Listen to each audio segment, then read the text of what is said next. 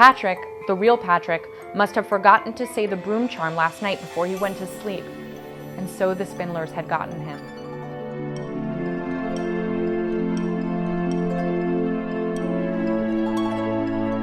I'm here at HarperCollins Publishers in New York City to learn more about how books are made. After an author finishes writing, the story needs to be reviewed by an editor. Hi, I'm Rosemary Brosnan, Executive Editor of HarperCollins Children's Books.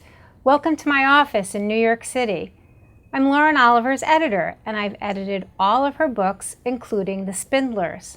The editor is the person who's responsible for making sure that everything goes smoothly in the publication process of a book.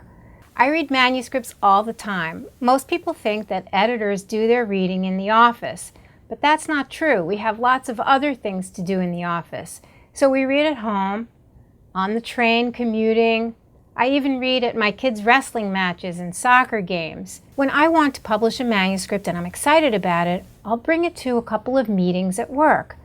There I present the manuscript to people in the sales department, marketing, publicity, to the publisher, the editor-in-chief, to see if they're on board. I need to know whether the salespeople think that the book is going to sell, because publishing is a business after all. And I need to know if the marketing people think that this is something that they can really get out there to readers. But most of all, we need to look and see if the book will fit on our list and if it's different from other books on our list. After a manuscript has gone through the meetings and been approved for publication, I offer a contract to the literary agent or to the author. A contract is an agreement between the publisher and the author stating what the publisher's responsibilities are and what the author's responsibilities are, like delivering a manuscript on time. And for the publisher, one of our responsibilities is publishing it in a reasonable amount of time. Lauren Oliver is a house author at HarperCollins. That means we publish all of her books, and she has lots of contracts with HarperCollins. When The Spindlers came in, I got an email from Lauren Oliver that said the following. Hey Rosemary, I've attached the new middle grade here. It doesn't have a title yet. I've been referring to it as Liza and the Underworld or The Spindlers. Like I said, it is either horrible or very good, and I hope you'll think the latter. But if you don't, that's okay too. Well, I loved it, but it's not easy to be an author, you see. When I sit down to edit a manuscript, I go through a number of stages. The first one is what I call the forest stage, where I'm looking at the whole rather than just the individual trees. Is the pacing of the story good, and does it move along really quickly all the way through, or are there chapters that need to be deleted or scenes that need to be worked on? I look at the characters. Is the main character interesting?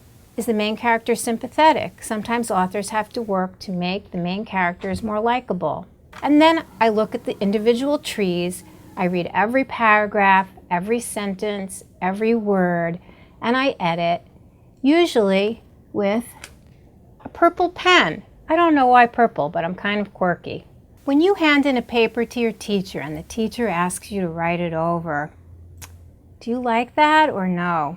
Well, if you were an author, you'd have to really like doing revision. This is a pile of Spindlers manuscripts that Lauren Oliver and I worked on together. This is the manuscript that I worked on that I didn't send to the author, that had all my notes on it, and you can see there are a lot of notes for myself to help me write the letters to her. After Lauren revised the manuscript a second time, I did what's called a line edit. That's where I go through every line and every word in a manuscript to see if it makes sense, or if there's something better the author can do, or if I have questions. So now we have a final manuscript, but we need some visuals. Next up is the art department.